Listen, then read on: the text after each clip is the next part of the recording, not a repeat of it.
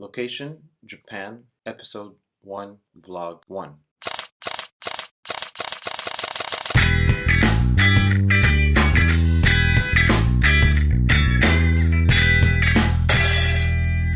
What's up guys, welcome to this new series. About 2 months ago I was in Japan and I went there for 15 days and I thought it would be very interesting to document it and talk a little bit about where I went and what I did. This is gonna be called the Japan series, a very easy name.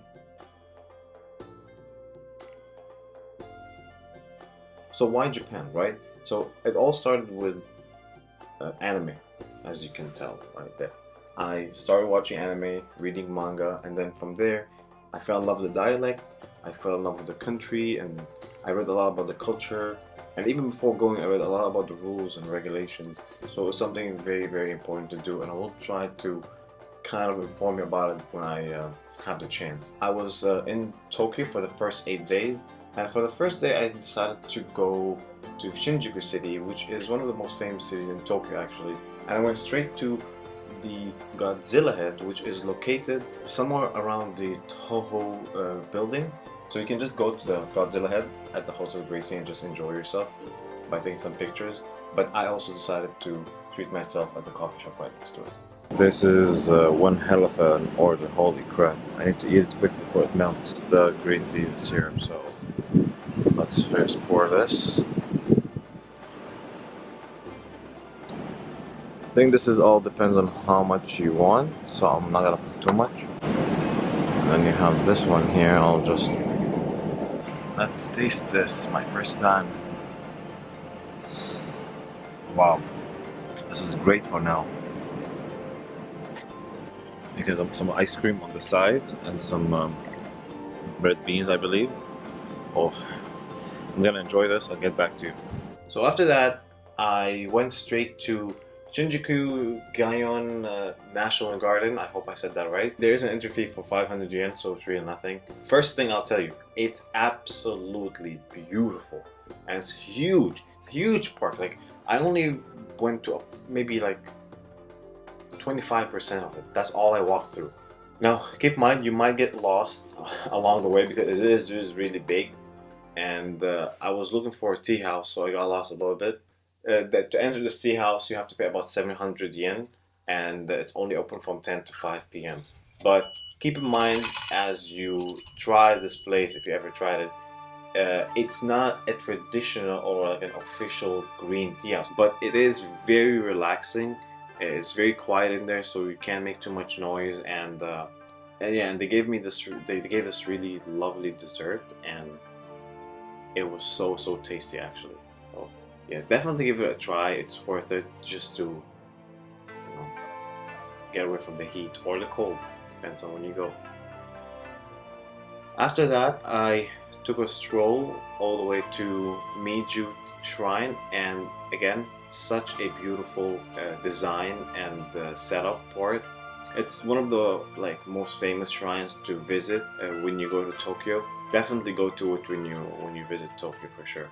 So the place we just passed by was a tea house that was built by the emperor for the empress in 1900s, I believe. I have to check on the date once again.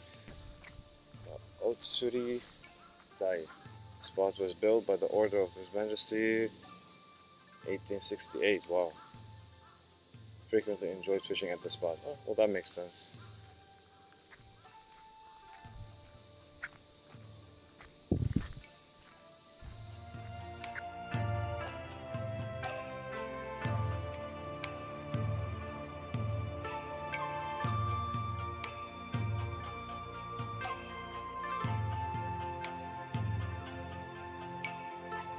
After that, I walked all the way to Shibuya from Shinjuku, and it's not that far of a walk, it's about 15 to 20 minutes. And again, Shibuya is one of those really famous cities in Tokyo, and that's where you're gonna find the famous, crazy Shibuya crossing. First thing I did was I ran to see the Hachiko statue. I really wanted to see it because I was running out of light at that point. And then I just enjoyed the crossing and situation. And people are crazy in this crossing. They just walk everywhere, and they start running around taking pictures, and there's like this model that was taking pictures in the middle of the street. It was really crazy. So if you want to take a picture of the crossing, right, this famous crossing, there's 4 ways. One of them, it's hard to get access to because it's in a building and you have to go all the way to the rooftop. Before, apparently it was free before, but now it's for money and you have to go to a restaurant and blah blah blah, so it's very complicated. The other 3 convenient ways is, one, just to take it from street level like I was doing here. Second is to go on the 2nd floor of the Shibuya station itself, and there's a window and you can see from it. And the 3rd way is to go to Starbucks, which is about across the street from the Shibuya station, and you will find there is a glass window where you can look through and take quite a decent picture or video. But it does get very crowded in Starbucks, so keep that in mind. You will have a hard time to find a seat, but it is worth it at the end, especially when you see people running like crazy through the streets. So yeah, that was definitely fun to do.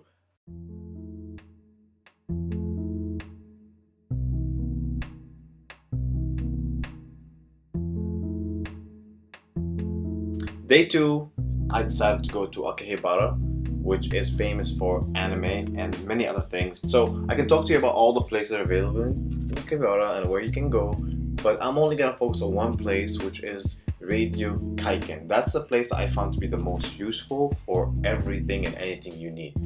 I mean, this place has action figures, it has shirts, it has stuff for adults, it has cards, and so many cards. And certain spots have like card dueling sections, which is very cool, but I know nothing about cards, so not for me. There's even military, like airsoft gear over there. There's a lot of the claw machines everywhere, and also the gashapon, which I will be talking about in a different video. Before I decided to leave everywhere from Akihabara and go to the Skytree Tower, I decided to leave my stuff in some of the lockers which are available in all around Akihabara actually. And the lockers can range from different prices of 700, 500 and 400 yen depending on the size you're choosing. You will find a machine that will change your 1,000 yen into hundreds, and you can use that. Alright, so one more tip I will give you about the lockers.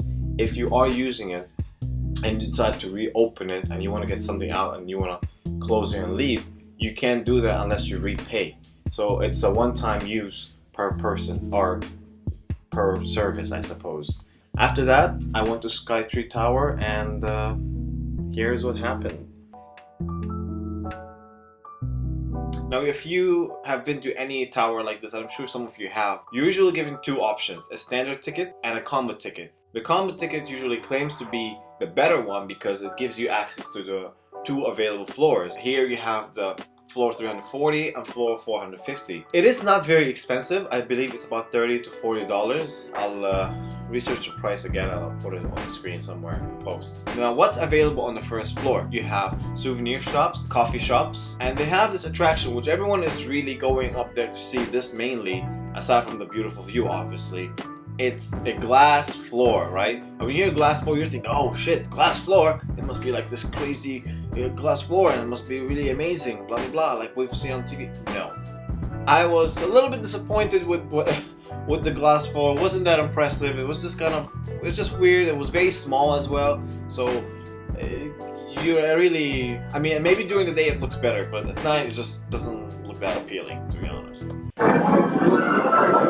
are scared. No, I think mostly you're scared. I'm scared, but so many people are scared.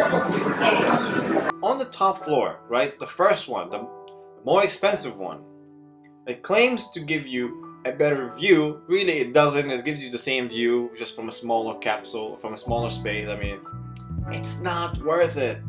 First, you have a small shop up there, souvenir shop, that gets super crowded because of all the people walking into it. There's no place to sit down, and it's just such a small walk. It really isn't worth it. I was so disappointed with this spot, with this thing, that I thought I was a little bit ripped off with this ticket, to be honest.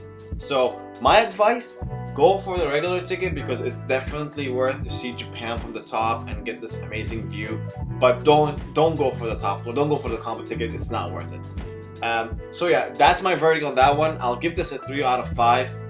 So I don't want to be too harsh on it, but that's my opinion. Now, with that being said, I'm gonna end this video here. I think it's getting a little bit too long. So thank you guys for watching. Thank you for liking. Thank you for subscribing. Thank you for following me on Instagram if you do. And I will see you in the next video. Bye bye.